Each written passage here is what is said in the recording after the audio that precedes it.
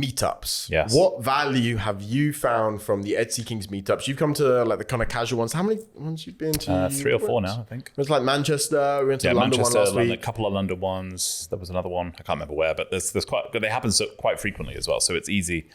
It's easy to get to them. If the ones in the UK will happen in different places, so it's kind of. There's almost no excuse. Excuse not to. No excuse. But that's what happened the other day, right? So I was on the way to the one in London. My car dies. And then another member of EK who wasn't going to come because of childcare and this and that. And I'm broken down. And he's messaging me going, well, just find a way to get to London and I'll give you a lift on the way home. And the reason he was coming, because he realized that I was going to make him look like a pussy. These are his words. Sorry, Lloyd. His words. He said, "Oh, you make me look like a pussy. If you go, you get there without a car even working. I have to be there." And so you just travel. But yeah, I guess the meetups. I've been to a number of them now.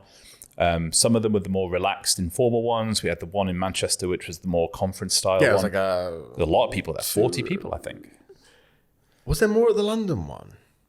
I think it was kind of similar numbers, which I was kind of like, I was quite happy with, because the one in Manchester was like a kind of conference. It's like a lot more organized. Yes. So we paid for a conference room, and then we paid for like sorted a massive dinner table, and then sorted like the shisha place after, and then whereas the one in London was like this, but we booked the bar, but it wasn't like a conference. No, and there were still loads of people, loads of new people as well. Yeah, loads of people. I think in terms of the benefits of them, so the first one I ever went to was a London one in September, I think, and again, out your comfort zone. In my mind, I'm like, I'm going to this thing and there's these 20-year-old guys or 22. What am I going to fucking talk to them about?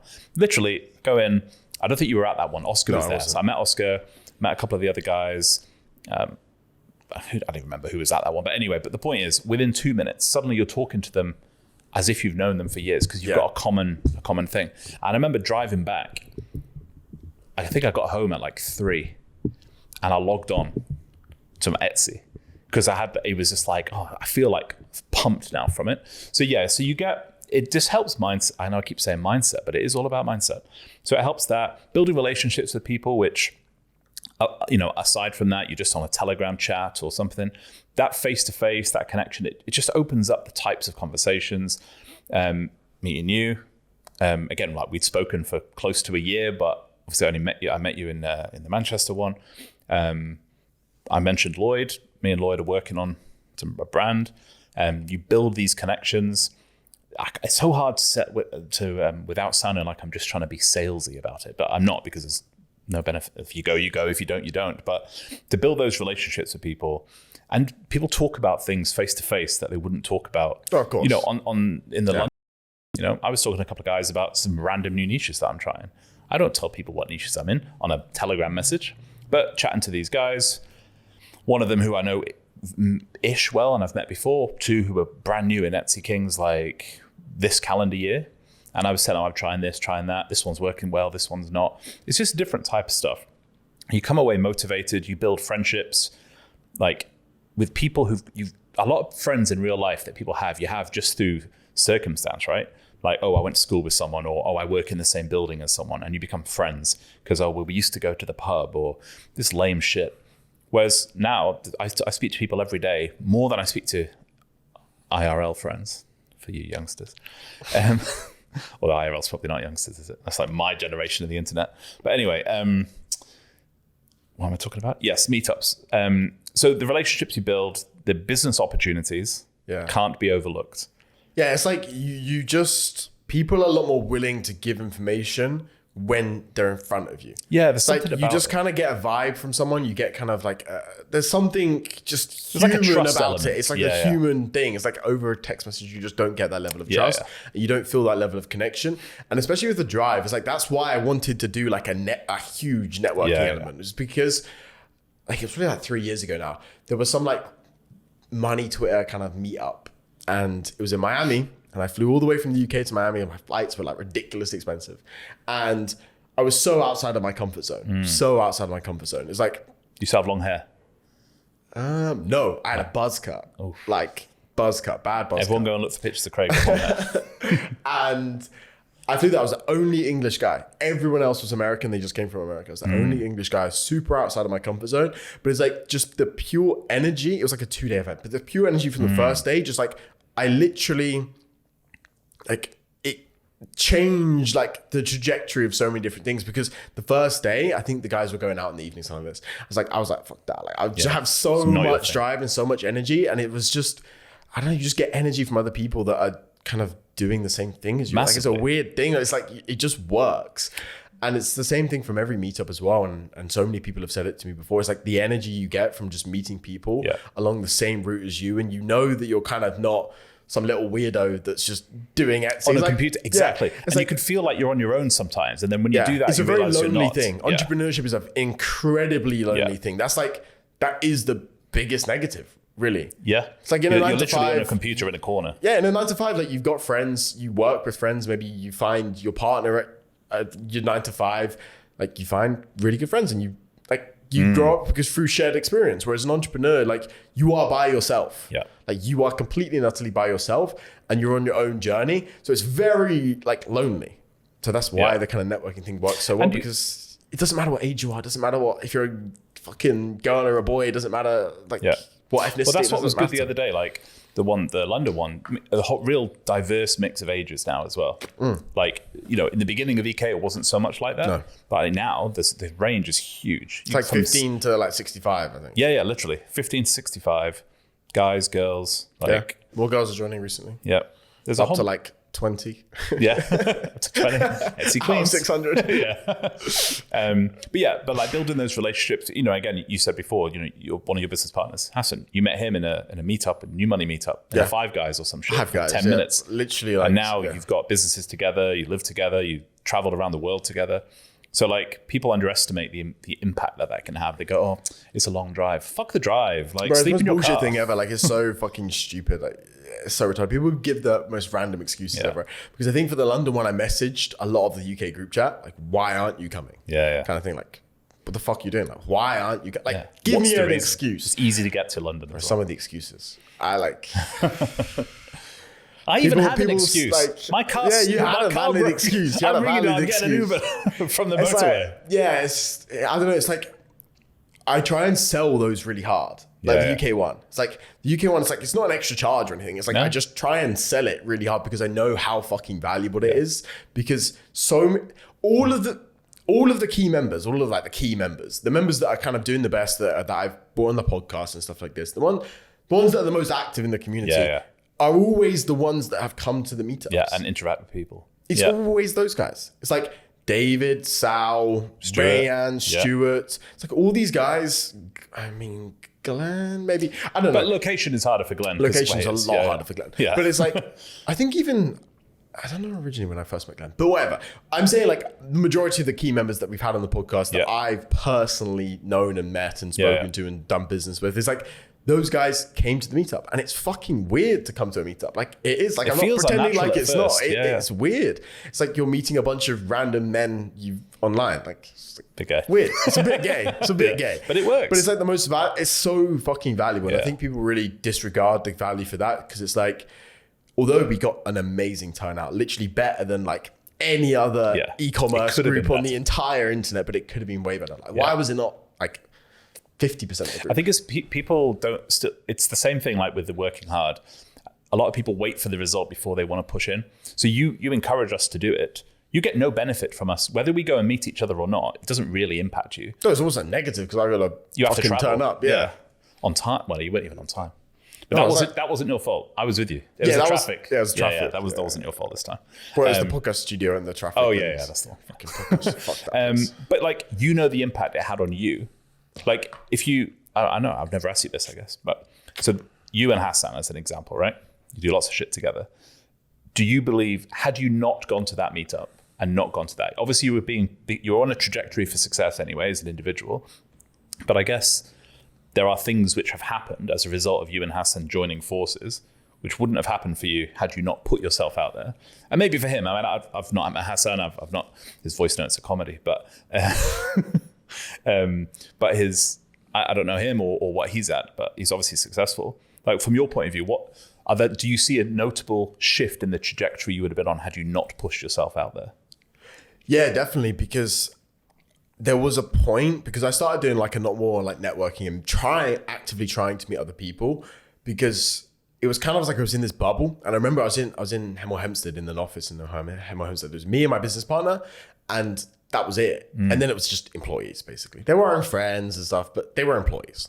And that's after a while, that becomes kind of almost very kind of circle jerk toxic in a way, because it's just you and your business partner. It's like, if you're not going outside of that circle, it becomes very stale, and you just have your own ideas, and you're just saying one idea and the same one idea. And if you're not learning, you're not really like doing more books, you're not really testing any more things. It just becomes very, very, very stale, and you hit a plateau. And that's essentially that is exactly what happened.